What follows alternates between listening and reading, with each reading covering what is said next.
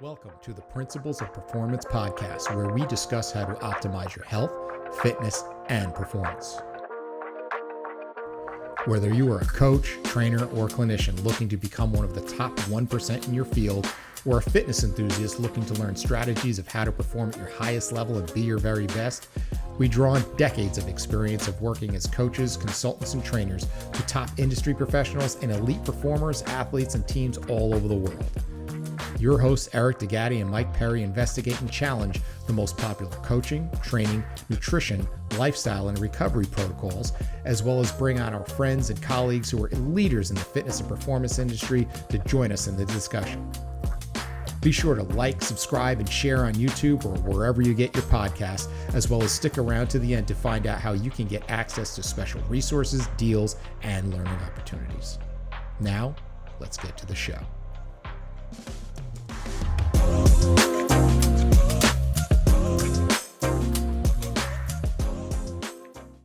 And away we go. Here we are with the Principles of Performance podcast. I'm your host, Eric DeGatti, along with my friend and co-host, Mike Perry. And it has been a while, Mike. We took a little bit of a break from the show to work on a lot of very cool and exciting new projects with PPD, but excited to get back on and start talking shop again. Yeah, it's been a lot of behind the scenes stuff with PPD. Can't wait to share a lot of the stuff we've been working on with our audience here. But yeah, we're going to talk about coaching, and this is our roots here. We're going to talk about our experiences, and it'll be good to take a break from all of the business stuff and talk about coaching. Yeah, and it's something that you and I have both had a lot of experience, a lot of passion for, is specifically strength and conditioning at the high school level, and it's something that I did for over 20 years. You're in the thick of it now, and you can tell a little bit more when we get into it about what you're doing now at the Groton School. But let's first talk about defining like what actual strength and conditioning is at the high school level, because it's a little bit of the wild, wild west, right? You have situations where you have sometimes full-time strength coaches. You have situations where I could talk about some of the scenarios I've been in where I was a strength and conditioning consultant and coordinator, where you didn't have a full-time person there, but I would help coordinate programming for it.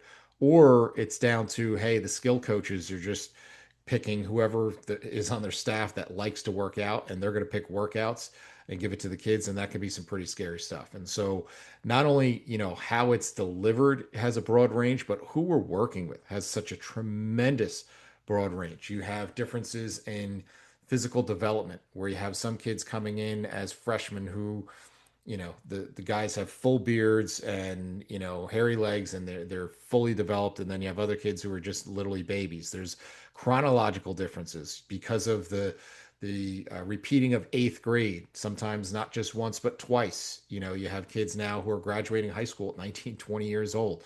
You have their skill levels, their degree of engagement, depending on what school you're at. If you're at a hyper competitive school, if you're at a large school versus a small school, all of that stuff comes into play. So like, let's start to put into context a little bit about what we're even talking about. What does it mean to you when we talk about strength and conditioning for high school? That's a very big question. For me, it's really about teaching, right? I look at my position, especially at the Groton School, as I'm a teacher. I am teaching these young athletes how to strength train. I'm teaching them, especially the younger kids, the basics of, human movements, skipping, shuffling, coordination-based drills.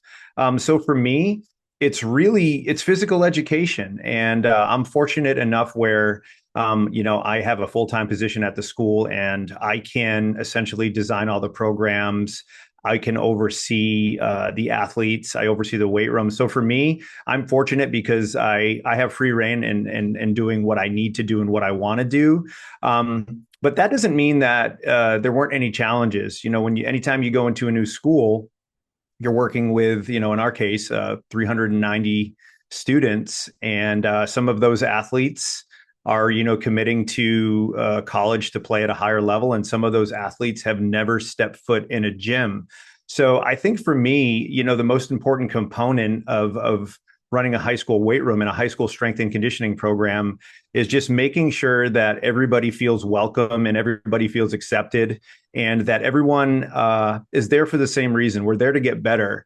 And so one of the things that I really try to do is make sure that all of the athletes know that, hey, look, we are starting at different levels. We have different experiences altogether. So, I really make sure that the entire team, the entire class that I work with, and even the gym in general, I want them to know that they can always ask questions and that I'm here for them because, I want to be able to help everyone. And it's nice and it's easier when you have the athletes that have been in the weight room for years and they know what they're doing. That's not that hard. Those athletes are a lot easier to work with. I found that working with the younger athletes that don't necessarily have much of an athletic-based background is where it's a little bit tougher, but I also feel like it's an opportunity to have the biggest impact because, when you get a kid that, maybe hasn't done anything athletically, and then, at the end of a year, they know how to split squat, they know how to press, they can do pull-ups, they know how to do the basic stuff. So for me, it's just really reinforcing good GPP. And also, you just giving them the opportunity to continue to develop their overall coordination, skill set, and just learn their way around the weight room. So there's a lot to unpack there. We're going to go to touch on the GPP and SPP thing later. But the big thing that I take away from everything you said there is and one of the biggest challenges that I've always seen is how do I scale this when I have in a weight room, if I'm working with a high school football team, I may have a kid, like you said, who's never set foot in a weight room. He's 14 years old. He's a wet noodle. And then on the other side, I have this grown man who's a, potentially Division I athlete who can squat 400 or 500 pounds. But I have to create a program that's synchronous for everybody to do. And how do I do that and manage all that when I may have as many as 40 kids plus in the weight room at once? And so scaling is one of the biggest challenges. And it's actually, ironically, this environment is what sparked the idea of what ultimately became our belt system. I actually was speaking at a high school strength and conditioning coaches conference, and I was having some small talk in between sessions with one of the guys who's a newer strength coach at a high school. And he said, I took the job because I used to watch the kids working out with the skill coaches, and I was scared that some kid was going to get hurt, and because the coaches just didn't know what they were doing. And so I just kind of off the top of my head turned to him and I said, you know what exercise really needs is we need a belt system like the martial arts where it grades you and you don't have black belts sparring with white belts and it classifies it. And he's like, that's a great idea. And so that's when I went back to Mike and said, this is going to be our exercise coach course. And that's when we came up with this belt system. And you've actually implemented the belt system real time. We both have in a weight room. You have the more refined version of it. And it's really, as much as it's applicable and most of the people who are using it that get it from us are using it in everything from physical therapy settings to general fitness. Talk about a little bit about how you've used the belt system to help scale when you have such varying, capacities within your one room. Yeah, for me, when I first got there in the fall, I didn't use it. Not that I didn't think it was valuable. I just had so many other things that I had to get acclimated to: new school, new environment, new weight room. So for me, the fall was really like a fact-finding mission for me to see, kind of where the school was at and, what needed to happen. But then what I ended up doing is I implemented, a variation of the belt tests and certain environments. And you don't always have the opportunity to do everything perfectly just based off of, how many people are there, et cetera. So what I did is, I created a basic, belt testing sheet, and I oversaw the gym, and I just had each other partner up. And, I told them right out of the gate here, like, hey, we got to be honest with this. We got to put our ego aside. We're looking at starting points here. We're not trying to hit PRs. And what that allowed me to do was, again, just really put people in situations where they can be successful right out of the gate, because we know that strength training is really about stress and adaptation. If you start them off at a position that's not challenging, they're not going to get any type of adaptation. If you start them off in something too advanced, they're going to quickly plateau and they're going to essentially run out of room when it comes to growth and development. So for me, what it allowed me to do was to create a system and utilize that system so I could make better decisions for the majority of the athletes there. And it worked quite well. I'm still refining it. There's still a few things that I'm doing from a programming standpoint, but I will say this: when it came to starting people off, it was so much easier because I already knew where they were at. I knew their starting point because I think a lot of these athletes have this idea of where they want to be. But if we don't know their true starting point, then we can't set them on a path that's going to lead to success. And every time I utilize this, it gets a little bit better and it gets a little bit smoother. And for me, it's been invaluable. I use it at the gym as well at SOS. So it's been such a nice way to, again, get those starting points, but it also sort of, I don't want to say demands respect, but what it does is it holds the athletes accountable to the system, not the coach. And what I mean by that is everybody is starting using the same basic belt tests. They all understand that, hey, there is a path, there is a journey here. And when I ask someone to do something, I don't want them to take it personally because it's not that I don't want them to succeed, but look, if you're trying to do pull-ups, but you can't hang on a bar, then you're not ready for pull-ups. So what it also does is it just creates built-in accountability for the students because they know, hey, if I want to get to here, I have to do the stuff before it and I have to prove that I have some sort of competency and or capacity that will allow me to be successful. So it's been invaluable. Yeah, it also, to somewhat picking up where you left off, is it takes the subjectivity out of it, and it's not me versus you. It's this is just the standards that we're looking to hit and that you need to get to. And so, if you say, "Hey, why are we not bench pressing yet?" And because we wouldn't implement that until a little bit later into our programming, and say, "Okay, well, once you can hit this mark, you're ready to go." And so, get to that mark. And I want you to bench press. I have nothing against you bench pressing, but I need you to do these things first.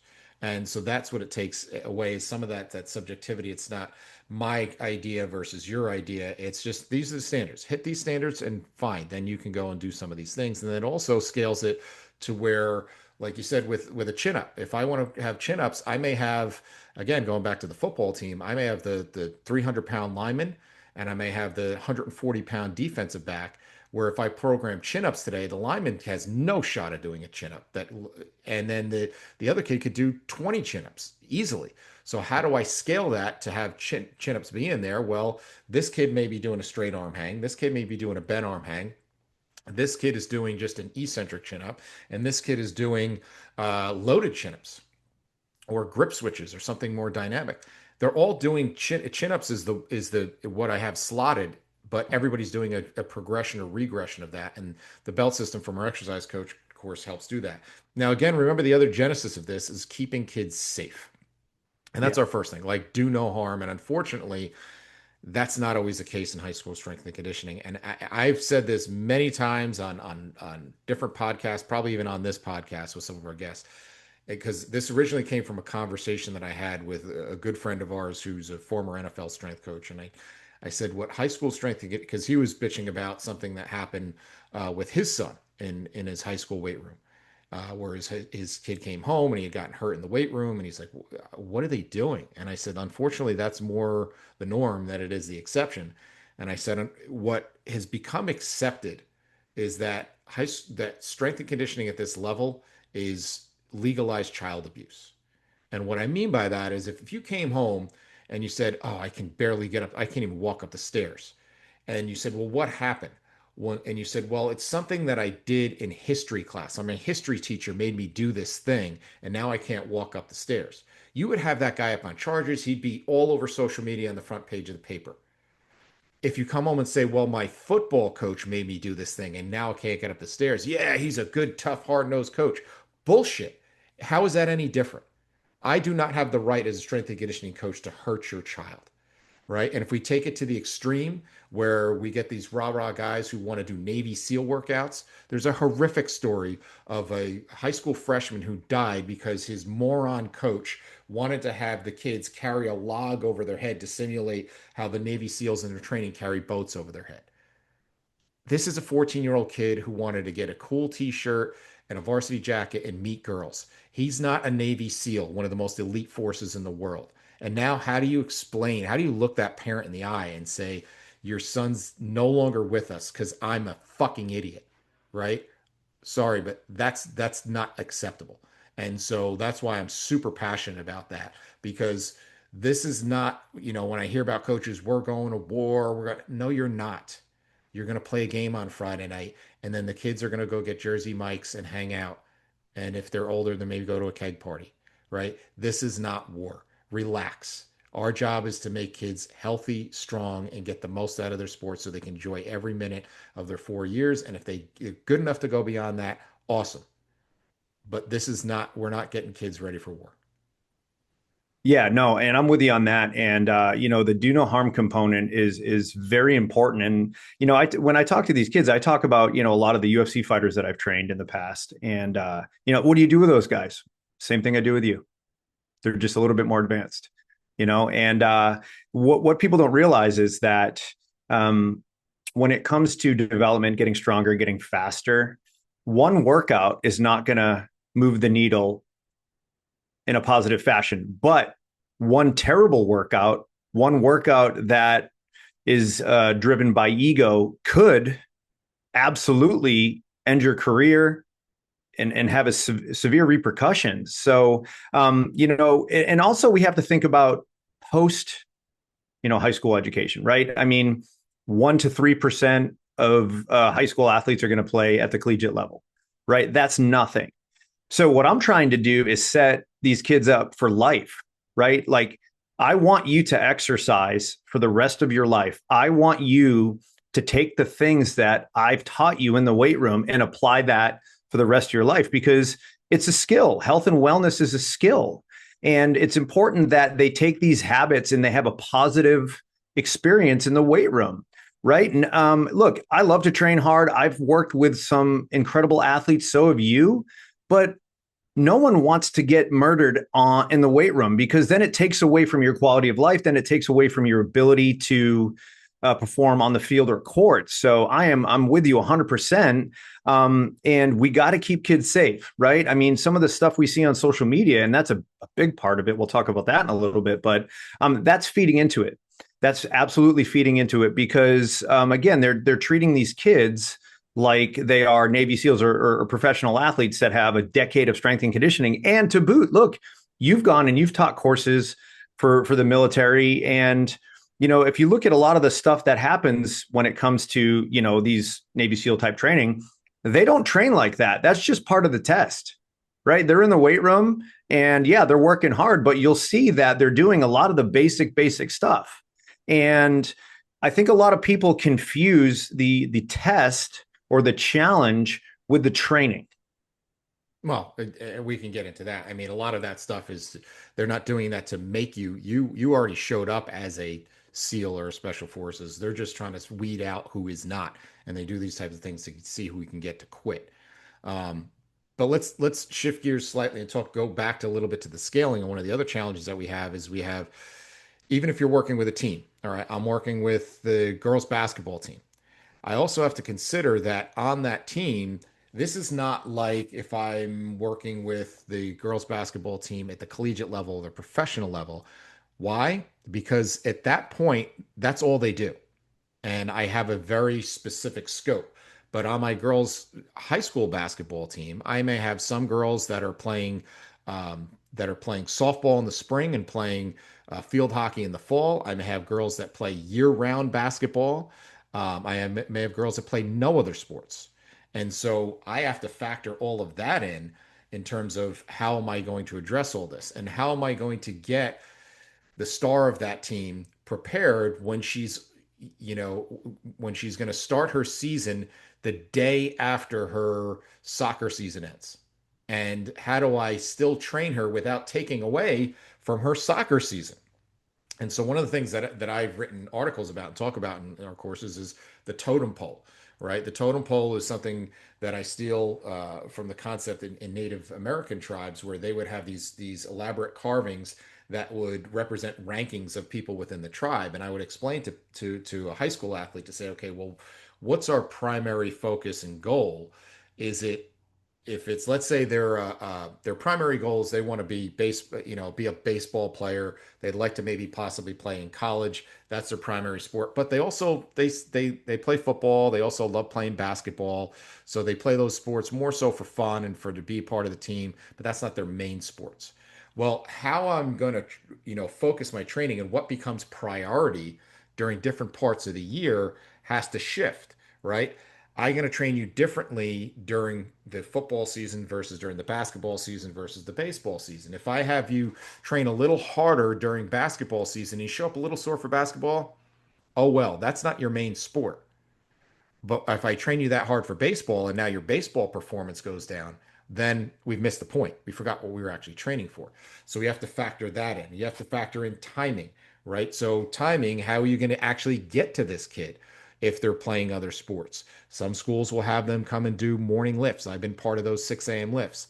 I look back now and I say, I don't know how purposeful that was when you're talking about kids who have naturally later circadian rhythms. He's already getting to school at 6:45, 7 in the morning, and then going immediately from there, probably on no food or bad food at best, and then go immediately playing a game that may be an hour away at 4:30 in the afternoon, and not getting back until 8 o'clock at night, still having to do homework and then eat dinner, and then maybe squeeze in a social life and be a kid at some point.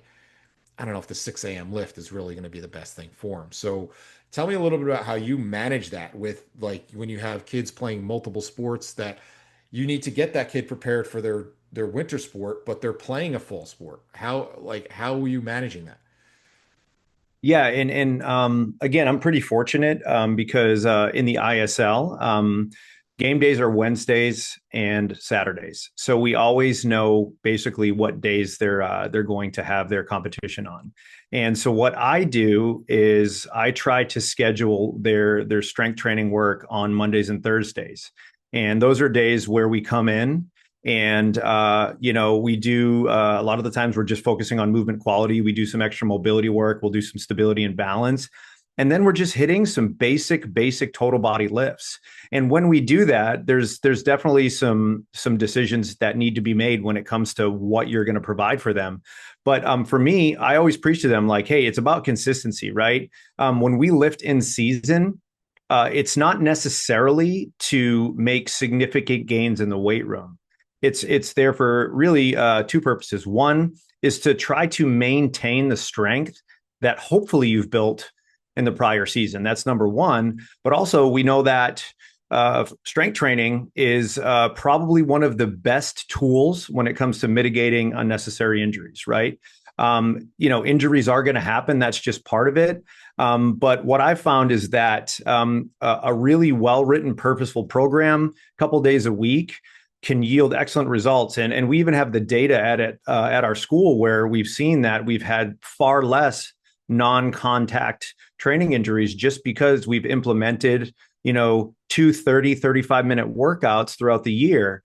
And it's still tough because, again, what happens is I could have a group of athletes come in and, I'll have 25 kids and then they'll leave and then I'll have another 25 kids and then I'll have another 25 kids. So it's kind of crazy when it comes to, how quickly you have to get the athletes in and out. And that's why having systems, having schedules is really, really important because we need that time because we don't have much of it. And I think one other thing I'll add is a lot of coaches, and I'm not saying necessarily at the school, but in general, think that, well, if you lift in season, you're going to be slow and you're more apt to get injured. I'm like, look, if you're a soccer player and you're running 3 to 5 miles in a game, I don't think 3 sets of split squats, some chin ups, and some presses are going to even come close to the amount of load that you're getting on the field. So I think having the conversations about how training can be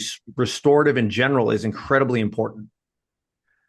Well, Yeah, absolutely. I want to go back to the kind of seasonal stuff in a minute and getting coaches bought in and how we incorporate those things. But I want to touch on more of the soft skills type of things that you touched on earlier and connecting with kids, right?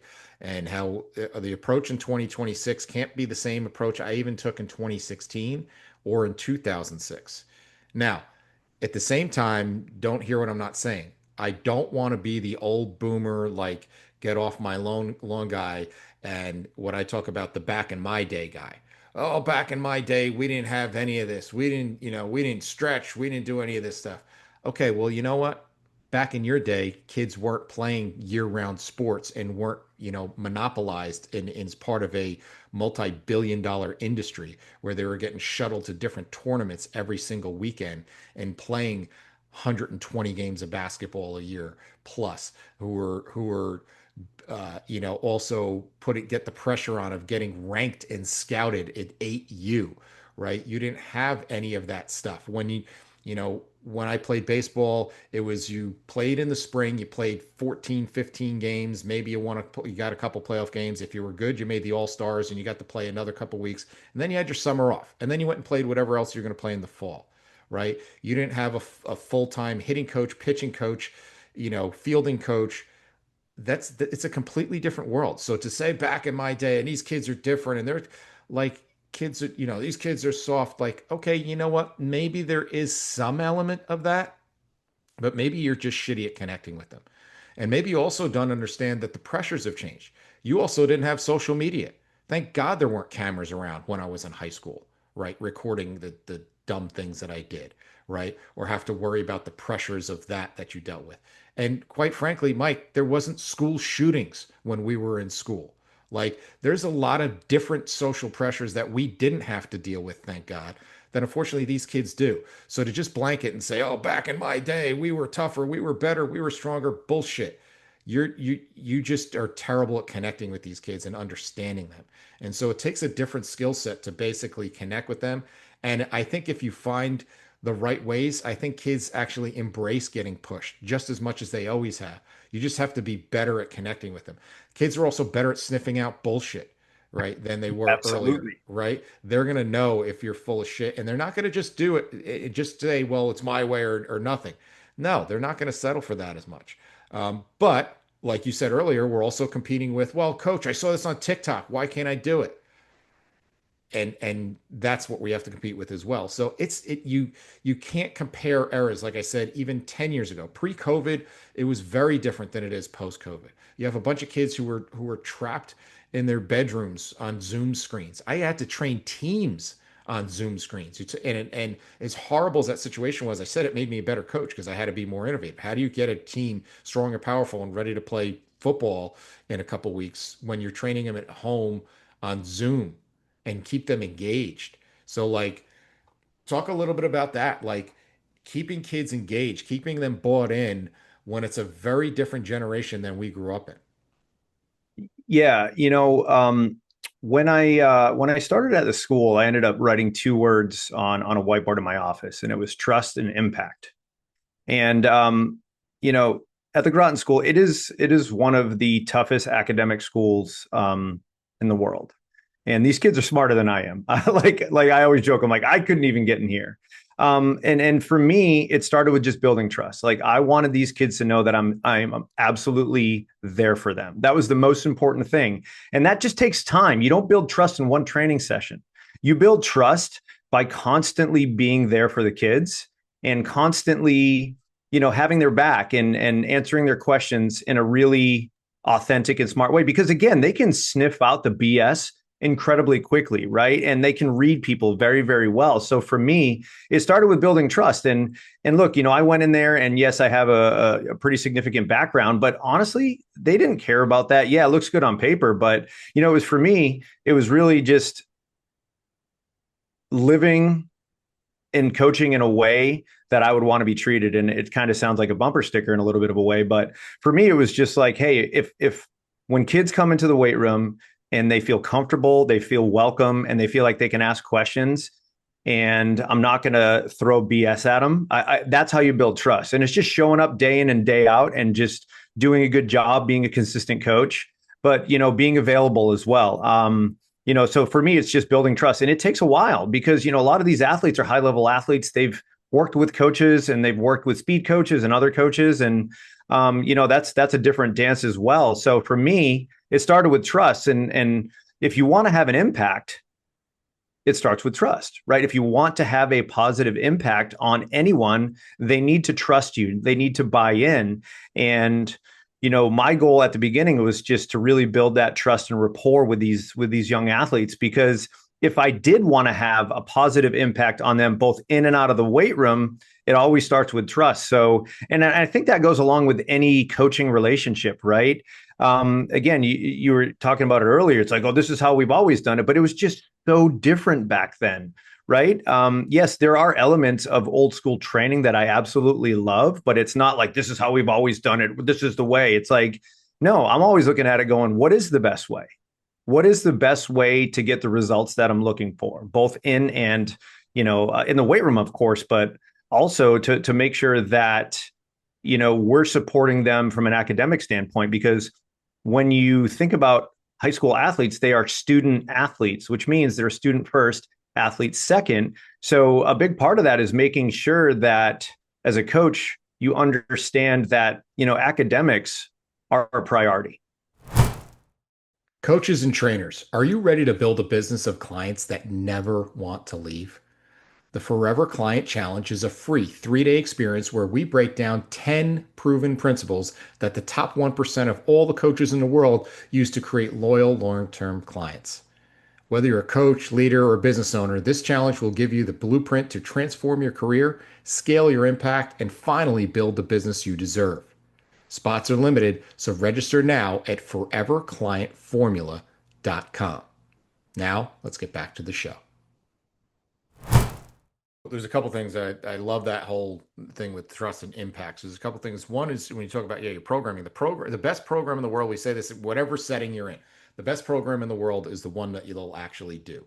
And so, Mm-hmm. how do we get because it can be like steal your line, like herding cats when you get a bunch of these kids in a room, and you have to try to manage that and keeping them engaged enough that they're bought in. And so that's really tough if you're the hard-nosed coach. Oh, because I used to be that idiot who would say, bicep curls aren't going to win us championships. And then I realized, you know what? They're just going to go to LA Fitness and do bicep curls anyway. And then God knows what else other dumb stuff they're going to do when they're done with that they saw on TikTok. So you know what? Why don't I just control the narrative and say, okay, here's what we're going to do. This is what we need to do.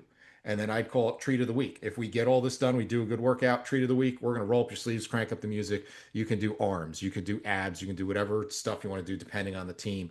And that was enough to keep them bought in where it's like maybe he's not such a, hard-nosed, straight line jerk that he actually understands. We give him a little bit of what they want while we give them what they need. And if I sabotage your workout with a couple sets of curls or crunches at the end that makes them happy, well, your workout probably wasn't that good.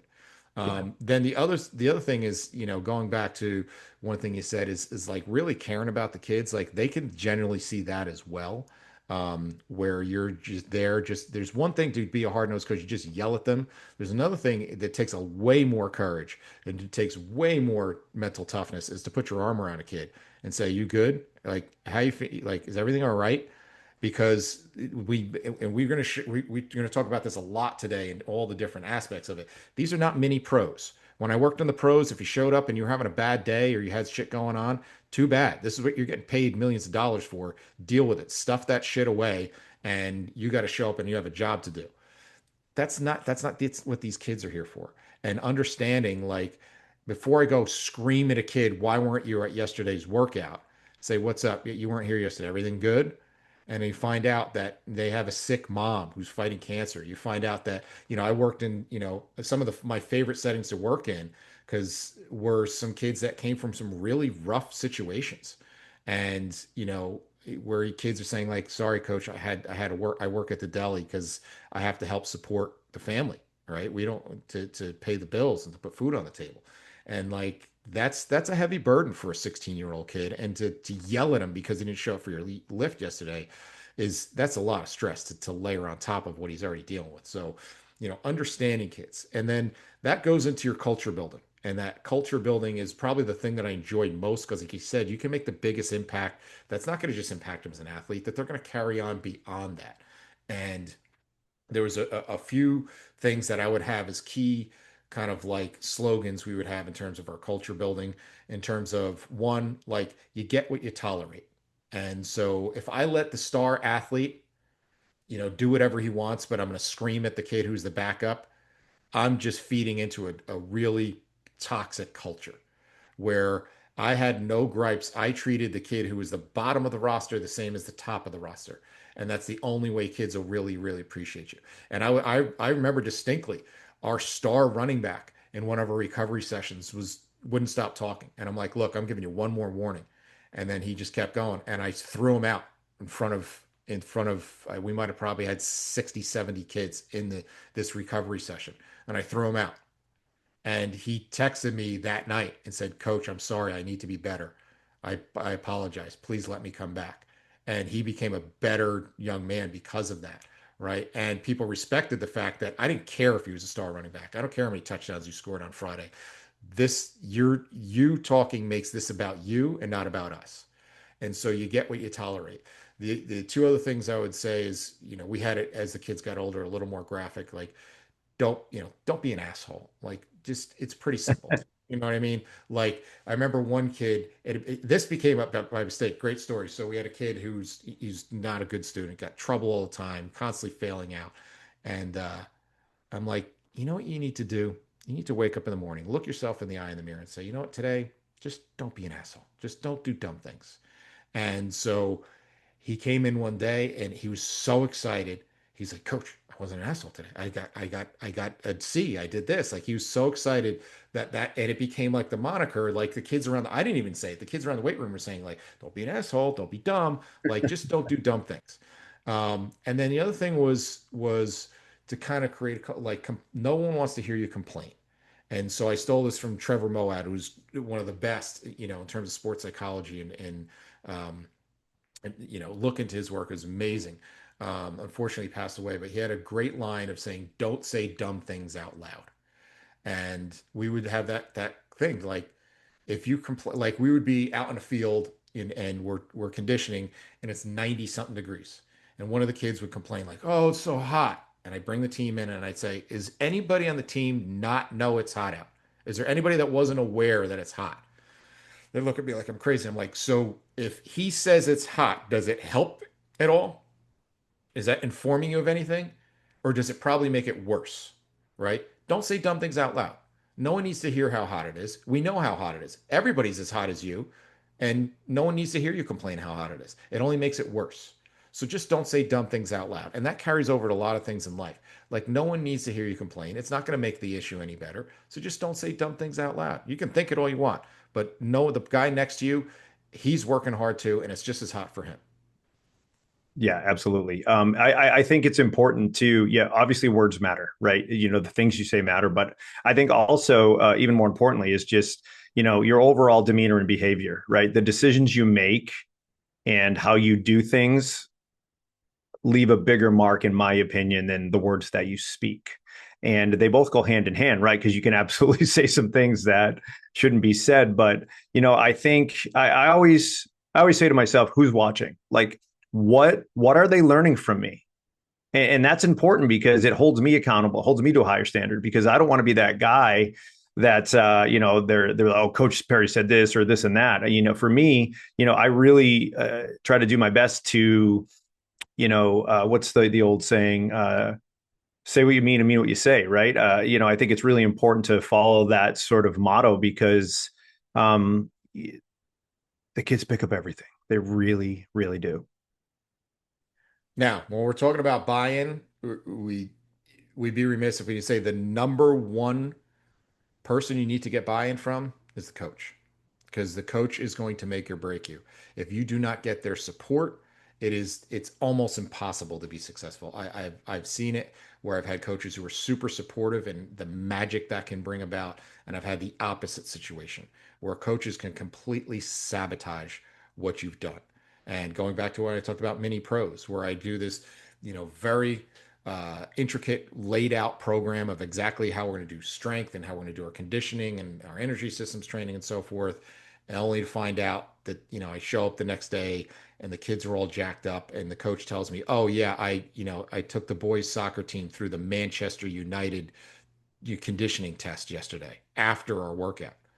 And it's like, you just undid everything I did. You know what I mean? If by beating him into the ground, you just undid, like I always talk about with programming, and this is with anything. You've asked me, I find out, okay, well, what do we want the end result to be? And then we're going to reverse engineer that. Now, it's the analogy I use, it's like baking the perfect cake. You told me what you want your perfect cake to be. I figured out the exact recipe for it, put it in the oven, and when I walked away, you took it out and added a whole bunch of shit to it. It's not the perfect cake anymore. Now, if you wanted to add that stuff, if you would have let me know in the beginning, I would have factored that in. But you can't just sabotage everything I just did. So getting the coaches buy-in and support is incredibly, incredibly important, especially because the kids, like you said, if the coach doesn't stress it, if the coach isn't saying, "Hey, you need to be in the weight room with Coach Perry," they're going to be like, "Well, why do I need to be here? The coach doesn't care. I'm still going to play anyway. What are you going to do?" Right? So you need that coach's support and buy-in, and you need to work alongside each other to say, what is the ultimate result we're trying to accomplish? And each one may have a little bit different. I would ask my coaches to say, what's the biggest thing holding you back from winning? Sometimes it's, well, I'm nervous that we don't have a lot of depth and we had a lot of injuries last year and it killed us. Other people, it's like our conditioning stinks. Other people's, we get manhandled. We're not strong enough. Other people, it's like we don't have a lot of athletic kids. We need to be as athletic as possible. Others, our game plan or the way our style of play demands a certain type of, certain physical attributes, and we need to make sure our kids have that, or we're going to have to change our style of play. So you have to ask these questions of your skill coaches and not just say, well, I'm going to train you like a basketball player or a baseball player or a football player, because that can mean a lot of different things depending on the systems that they use and what the coach's expectations are. And so the only way he's going to trust and buy in with me is if I ask those types of questions and be able to address those needs. Yeah, so I use kind of two mottos: kill them with kindness and kill them with science. And the reason is because is first of all, like no one wants to deal with an ego-driven coach, right? So you just got to be kind and you have to be open to conversations because at the end of the day, we're there because of the kids and for the team. We're not there for my ego or the coach's ego. But at the same time, when you're making decisions as a strength coach, it needs to be rooted out of science. It needs to be rooted out of, hey, you know what you're doing, you know what the goals are, you know what the adaptations are. So for me, anytime I read a program or they ask, hey, why are we doing this? I always have a really good answer. And it's just because, and I think, look, we've talked about this a lot as well.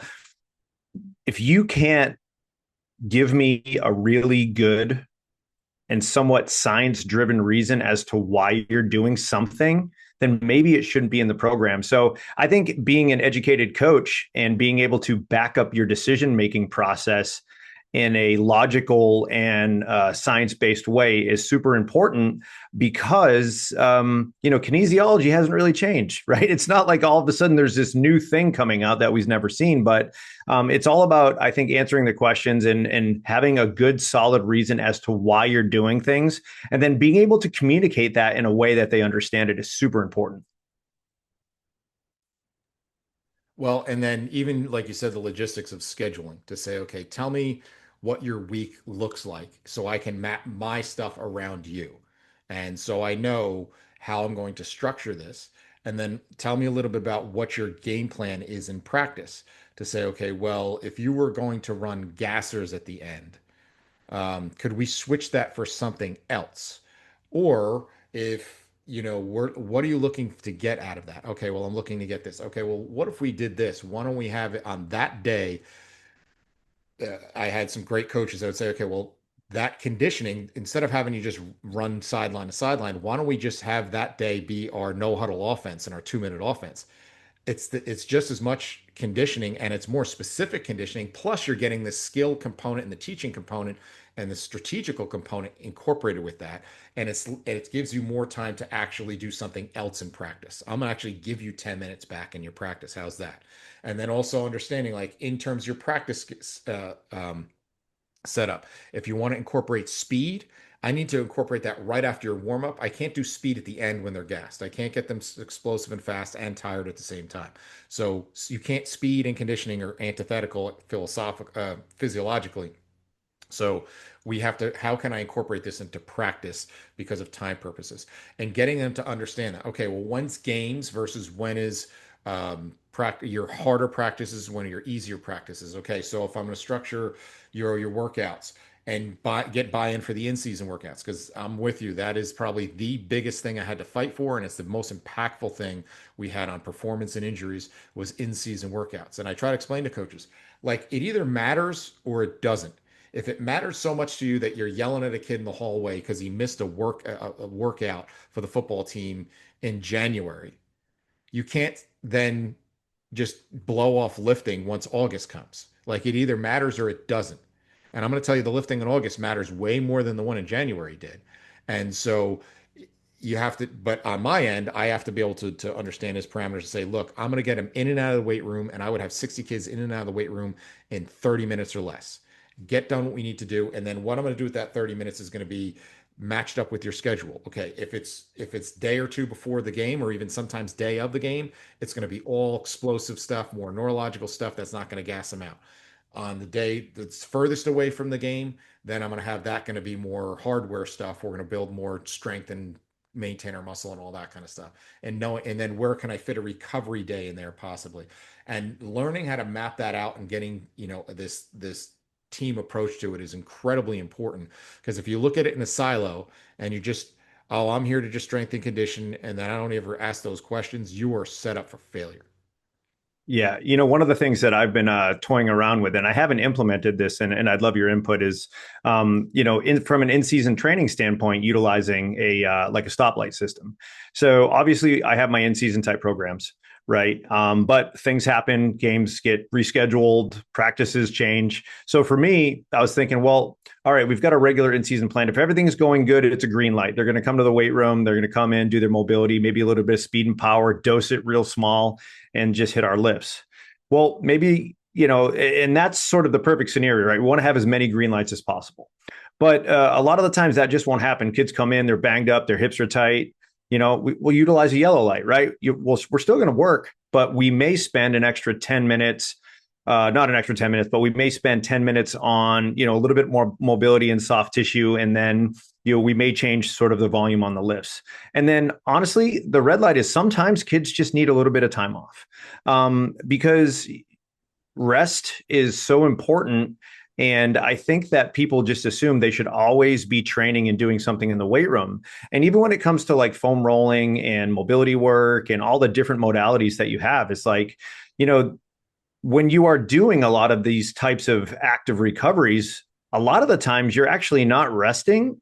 You're still burning calories and you're still adding stress to the system, right? So quite often the best recovery tool is just, hey, one of you guys just take 20 minutes and just chill, breathe a little bit, or, go get your studies done and go to bed earlier, because sleep is, the ultimate recovery tool. And, I think for me, utilizing this idea of the stoplight system is going to be impactful because, once you talk to the coaches, you say, hey, this is how it's going to look. This is what I'm thinking. They can say, all right, hey, coach, we probably need a yellow light day. And I'll say, why? Well, because of this. All right, cool. And then what I can do is I can make changes on the plan, because my job as a strength and conditioning coach is to support the skill coaches. It's not about how well they do in the weight room. So if things need to change, I'm okay with things changing on my end, because I don't want to say that it's secondary, but again, my goal is to support the athletes to make sure that they're healthy and strong. But if they're in season, their main priority is their sport. Yeah, I love that the stoplight system. Obviously, I'm big on it and teaching all the readiness stuff that I do in our courses.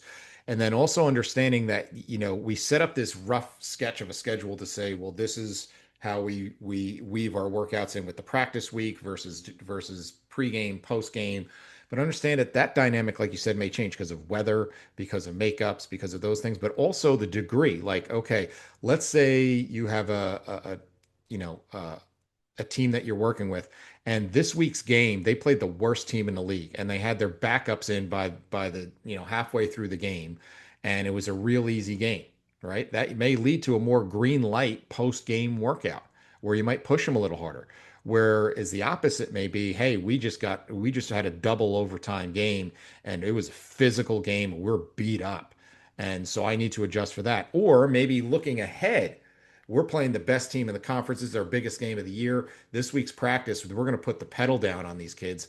I have to back off in the weight room, like you said, to complement what you're doing out on the field, and I have to gauge for that and know what's coming.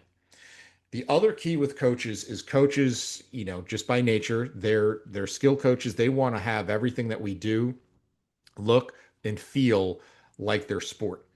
And then getting them to understand, like, okay, some of your kids don't need that, and probably more your kids than not don't need that. Like, I could make your team significantly better if I could just, like you said, if I can get them to split squat, do a push up, do a chin up, those sorts of things, than making something that looks super specific to soccer, basketball, football, whatever your sport is. And so GPP is probably our biggest thing that we need to work on.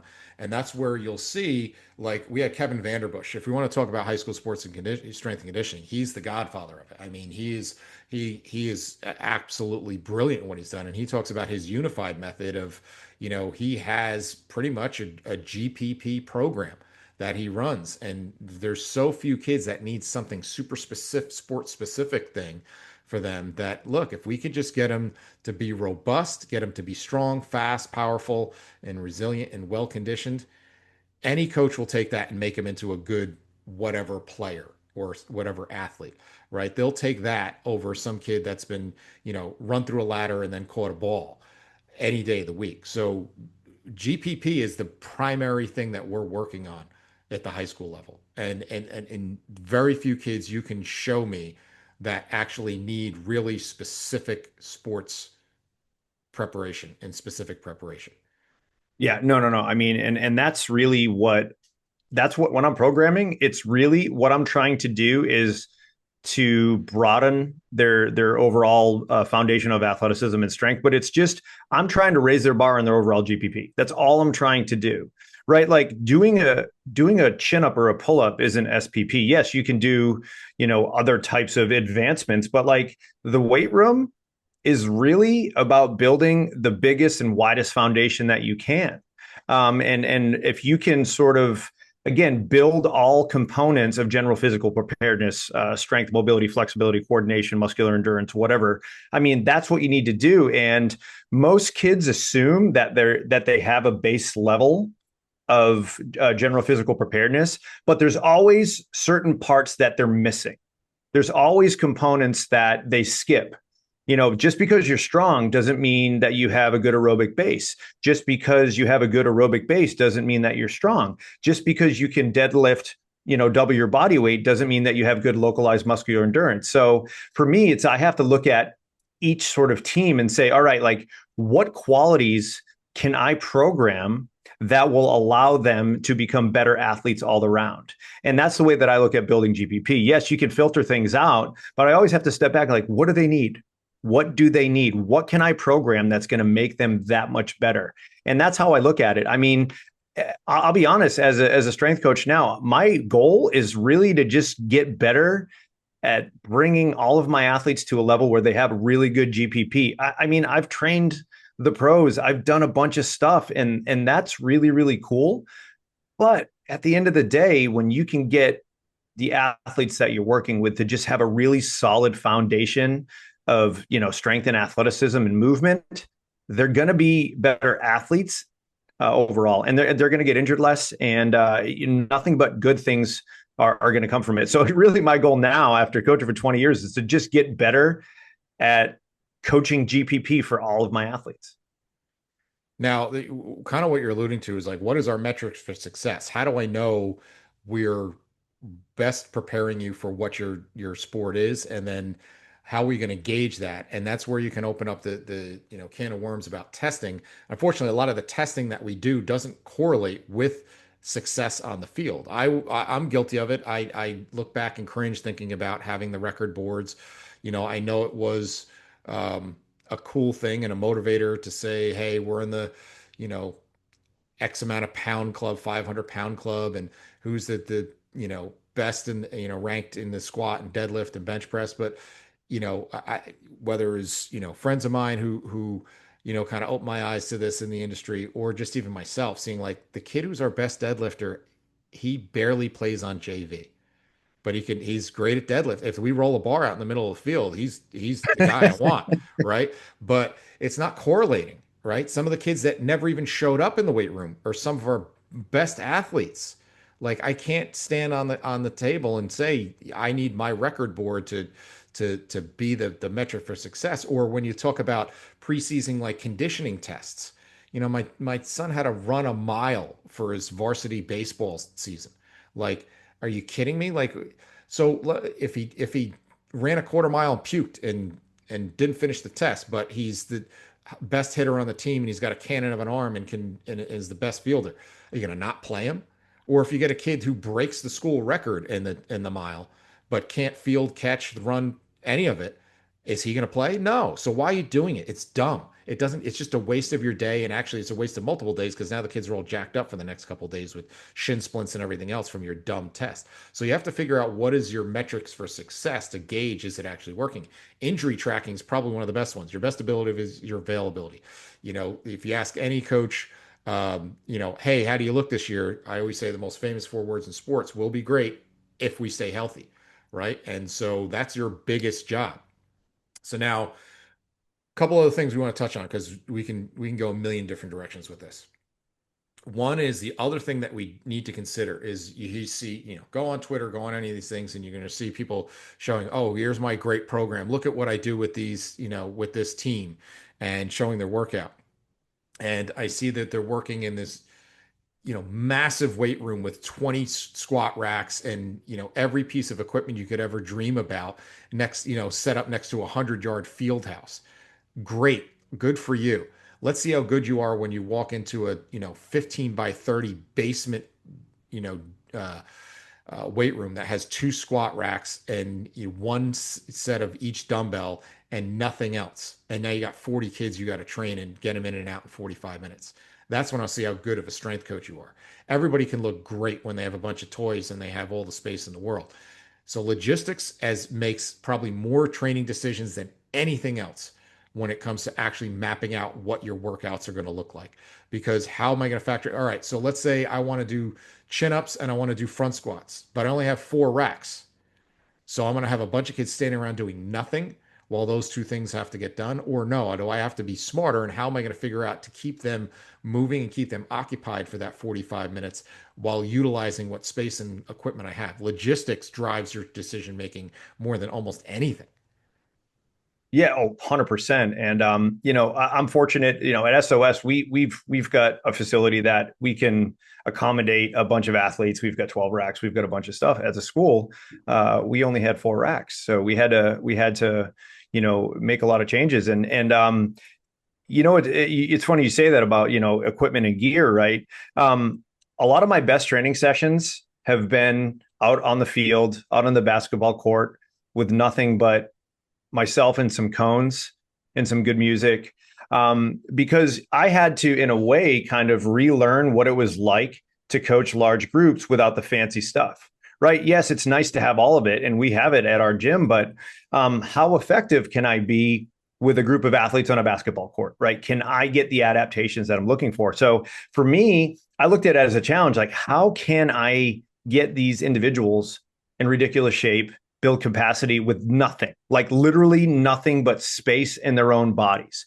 And look, if you are a strength and conditioning coach and you can do that, then when it comes to having a beautiful weight room, it's just going to be icing on the cake. So I think my challenge to a lot of the younger coaches is, can you coach without your toys? Can you coach without your fancy stuff? Can you get things done with some cones and a med ball and some partner work, right? If you look at a lot of the training programs that are using rugby and Australian rules football, and a lot of the times their training apparatuses are their teammates, right? They're doing different types of exercises where they're working together and they're challenging one another. They're doing, fireman carries, or they're doing a bunch of other stuff. I'm not saying that should be necessarily applied in the weight room, but my point is that you can get a lot of things done with a teammate and a med ball.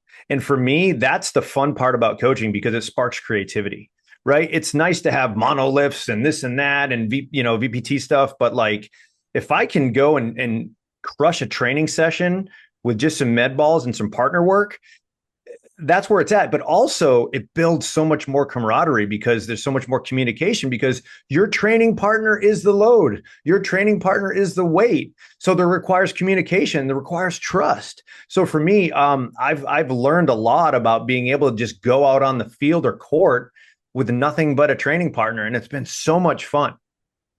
Now, this is also important, and this is going to segue into something else in terms of getting the buy-in from the other people involved, from administration and your athletic directors and so forth. When you talk about the design of your space, right? Where I've had discussions with athletic directors where they say, "Oh, I got this guy came in from Hammer Strength, and there's this piece of equipment they have it in all the NFL weight rooms, and we're going to get it." And I'm like, okay, that's great. That's the coolest glute ham bench I've ever seen, and I love it. Here's the problem: I got 40 kids I got to train this afternoon. What am I going to do when I put that on the workout for today? Have all 40 of them stand in line? They'll all get one set of three by the time we're done. I said, and for the footprint that's going to take up of our little weight room, I could have three kids doing different body weight things or dumbbell things in that same space. So it takes Yeah. up a ton of space. It's a single user thing that can have one single purpose, as opposed to a cable machine I can have multiple people working on and I could do a million different things with, right? Why are you putting, I have so little space, and space is your biggest friend, when you're working with large groups. And then meanwhile, and then the next thing I find out, you bought a new elliptical machine and put it in the corner of the weight room. And it's like, no one's going to use that other than the math teacher who comes in during her lunch hour and reads a book on the elliptical machine. And you're eating up space that I could have trained hundreds of kids with. So like getting their buy-in to understand, like, trust me, let me help lay out the weight room. Don't let people who are selling you equipment, because their job is to sell you equipment, pick how our weight room should go. And so that's why buy-in of admin of all those people. So segueing from there, talk about getting the buy-in. So we're getting messaging that is the same when you're talking about us as part of an organization and a team, us athletic trainers, team doctors, skill coaches, we all have to be on the same page. I got a kid coming back from an ankle sprain. I can't have this 16-year-old kid being given five different messages. The doctor wants him in a boot. The athletic trainer wants him doing rubber band exercise for the next 3 weeks. The coach wants him playing Friday night. And then I think there's somewhere in between all of that. And the kid is totally confused. And maybe on top of that, he's got a psycho parent that wants him out of practice today. Like, so we need to have a clear line of communication between everybody involved in this process of who's doing what, who's managing what decisions, and all these different aspects of how things get done. Yeah. And honestly, that's probably the hardest part of my job. We have awesome ATCs there. We've got awesome support from our athletic department, but a lot of the times, people have different doctors and they have different physical therapists that they work with, and so that is one of the most challenging things. And I think for me, as I go into next year, one of the things I'm trying to do is create a common language and sort of like, all right, what are we going to do when this happens, right? Because if you think about, for example, like the role of an ATC, right? In real life, all the kids dump into the room at once and it's triage, right? They're dealing with blisters, they're dealing with cuts, they're taping ankles. And right, for them, they're just trying to get the kids back out on the field as quickly as possible. So their job is really triage based. And again, that's nothing against them. It's not that they're not skilled, but I mean, when you've got a whole bunch of kids waiting in line that need heat packs and this and that, like there's only so much time to do. So, I always say, like, hopefully my goal is to make it so there aren't as many taped ankles and there aren't as many, unnecessary injuries. Now, granted, those things are going to happen, but in my opinion, one of the things that should happen with a good strength and conditioning program is it should take the load off the athletic trainers because they're already overworked as it is. And as far as keeping everybody on the same page, that's just ongoing, really good communication. And it can be tough when you have a lot of cooks in the kitchen. Like you said, there's just so many people with different opinions. But I always go back and say, what is going to be the best decision for the athlete?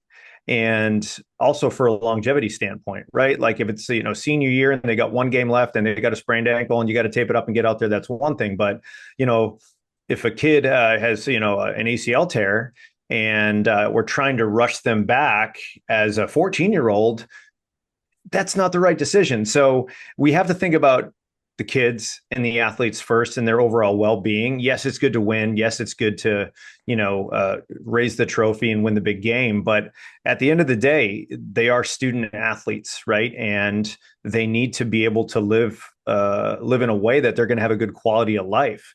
But communication is a big part of it, and that's why you'll see now. Like I always think about like Eric Cressy, right? Obviously a genius when it comes to what he does, but I believe his position at the Yankees is director of performance, and I know one of his roles is just to make sure that everybody else is on the same page. So when it comes to injuries, when it comes to rehab, when it comes to load management, he's the guy sort of taking all of the information and saying, all right, this is what we should do with it. So that's one of the toughest parts that I would say is when it comes to load management and injuries, is just making sure that everybody's on the same page and we're making decisions that are, in my opinion, the right decisions for the individual. And also the longevity, and you still want them to love the game, right? Like we all started playing sports because we loved it. And when you start playing, you start getting all these injuries and you get forced into situations, a lot of the times people get burnt out and that's why they quit. Yeah, I've been in situations where the training room and this in the weight room were the Hatfields and McCoys, and it was awful. It was toxic. I hated it. It was, backbiting, and it was not good for anybody involved. It also makes it tougher for the skill coach. The skill coach who's saying like, I need to know, is this kid ready or not? If we have a unified front where I'm standing next to the athletic trainer and she's saying the same thing that I'm saying, then the coach is going to buy in. But if we're saying two different things, the coach is going to make their own decision and nobody won. And so having, an understanding, like you said, athletic trainers have a tremendous burden. They're, they're swamped with kids that all come in at the same time. And they have to try to manage this wild frenzy that they have in front of them. And so it's not like when we're strength coaches or personal trainers in the private world where we want to get as many people as possible. No athletic trainer is saying, "Oh, I wish we could get more kids in the training room." No, and if you can be a support mechanism to help them, even if to say, hey, this is, I just did some manual work on Joe's ankle. Can you go give him some stability drills after this? I got to get to the next person. And you could be that support mechanism. That's the another part of our role is to support them, because they just can't handle it all. And so they can be an absolute blessing for us, and for us to pay it forward and get it back to them is to support them is incredibly impactful. Now, here's the last variable, and we've seen it from both sides, and we've done it on both sides. We've all talked about basically working within the confines of the school, but you try to find any athlete who doesn't go to an outside trainer, right? It's far and few between, especially when they have the means. And so I've been on the guy on the inside, I've been the guy on the outside. And I can tell you right now, I wouldn't have the relationships that I've had over, a quarter of a century with the coaches that I've had if it was me versus them, my program versus your program. Your program sucks. I'm going to fix it and I'm going to do it better. Don't listen to your coach. Listen to me. First thing I've always said to every kid that's come in the door is, do you have a strength program? If you have it, I need you to follow that program. I don't care if it's the worst program I've ever seen.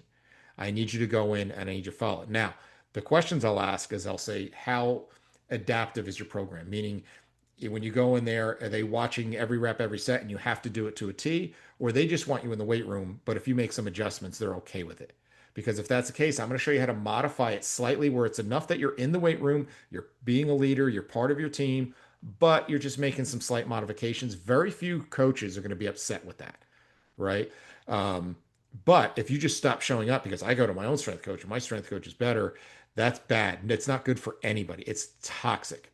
And so what I have to do is understanding it from the inside is there's no way. I actually encourage some of my kids when I was on the inside, go ahead, go work with your private strength speed coach because I literally can't get to it all. And when I'm writing my program, I'm writing it for 30, 40, 50 kids. I'm not writing it for you, Mike. I'm writing it for the what's best for the broad base of the team for their GPP. But if you want really what's specific for you and you have somebody that can address it, that's what they address. And now, changing roles as the outside guy, my job is to fill in the blanks that that coach can't get. And it's not because they're bad, not because the program's inept. It's because there's just not the bandwidth within that confines of that structure, that program to do that. So I'm just going to fill in the gaps. And I'm going to fill in the gaps of whatever that program can't provide for you, whether individuality or aspects that they just don't have the space, equipment, time, whatever to do. Let's fill in the gaps when I work with you privately to do that. And that is a really good marriage. And coaches, like I said, they can't wait to send their athletes to me to support what they're doing. They're nuts and bolts of their program. Do that in with your team. All the other stuff specific to you, then I can support you with that. Yeah, no, I sort of dealt with this right out of the gate. There's a local facility near the school that does physical therapy and strength training, and I know the coach, and I know that he does good stuff. So, for me, as long as what they're doing is appropriate and safe, go for it because they have relationships, right? They have prior experience with these people, and I don't want to step on their toes.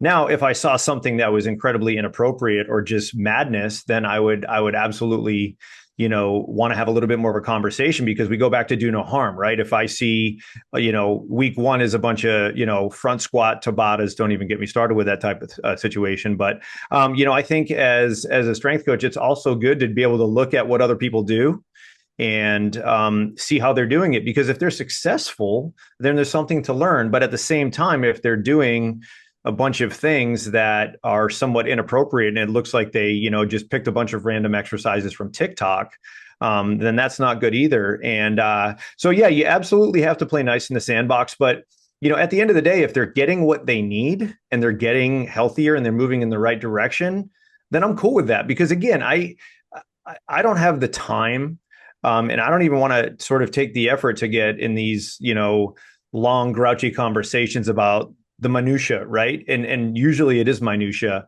So for me, again, I always try to just support what they're doing and ask questions when they need it.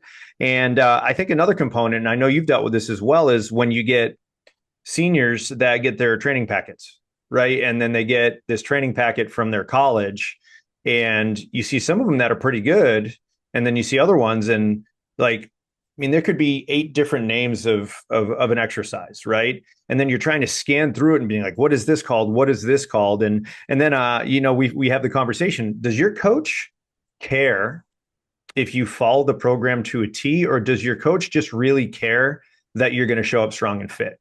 And when I've had communication with collegiate strength coaches, is they just care about the fact that they're strong and fit. Now, a lot of the times they do have certain types of tests, right? Hey, my coach wants me to do hang cleans and we got to do a 1RM on hang cleans. That's where it can be tough because some of these kids have never hang cleaned, right? Some of them don't even have the prerequisite skills to hang clean. So then you have this crazy situation where you kind of have to like, all right, we're going to have to teach you to hang clean, at least to be competent enough. But now we're not necessarily training to get physiological adaptations. We're training to learn a new skill. And then you're spending a lot more time on skill acquisition, learning new exercises rather than training. So, I think there's so many different components of working with outside trainers and outside coaches. But, as professionals, we always have to sort of step back and say, is it safe? Is it moving the kids in the right direction? And is it going to prepare them for the demands of their sport when they reach the next level? Yeah, the obligation for that rising senior who is going to play at the next level is, and I've said this countless times to our athletes, is my part of my goal is as much as I'm preparing you to excel to the best of your abilities in the high school level, if you do play this sport in college, I want you to be able to walk in that weight room and be able to handle yourself.